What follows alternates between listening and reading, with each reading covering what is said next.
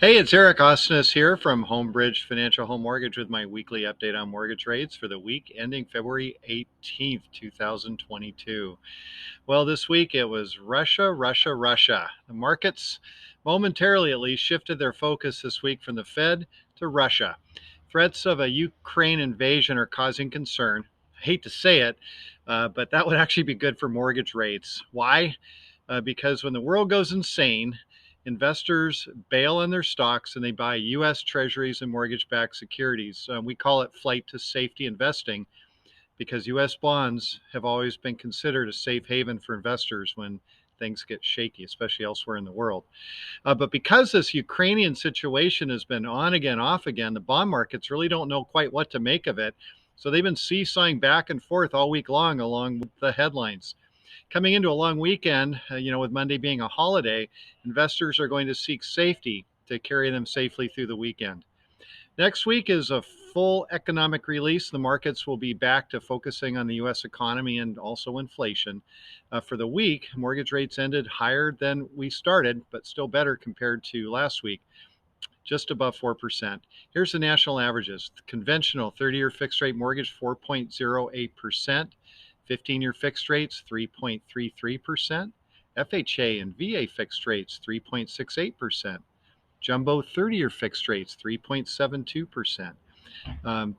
So, hanging in there, just a little bit above 4%, but still certainly not too bad historically speaking. Now the question is paying points or not to pay. With rates above our all-time lows, some borrowers are opting to pay points on their loans to lower their rate and their monthly payment.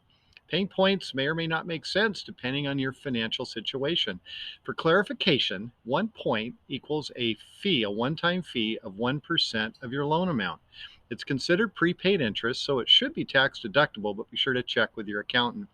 I like to think about points this way in terms of a break-even period.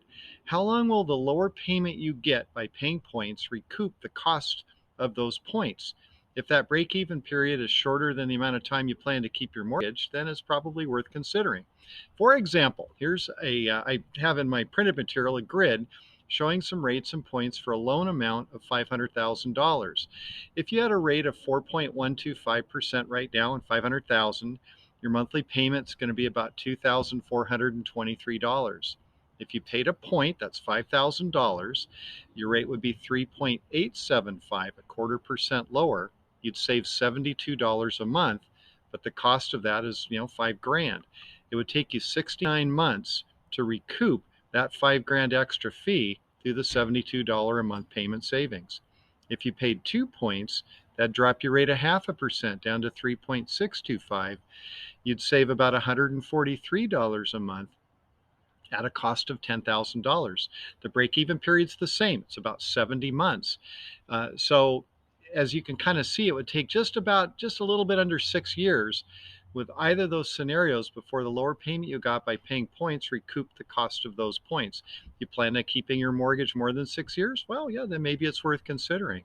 But if you plan to sell or refinance in less than 6 years, then go with the 0 points option. I hope this information is helpful. I'm always here to answer those story problems and help you with your own financial calculations.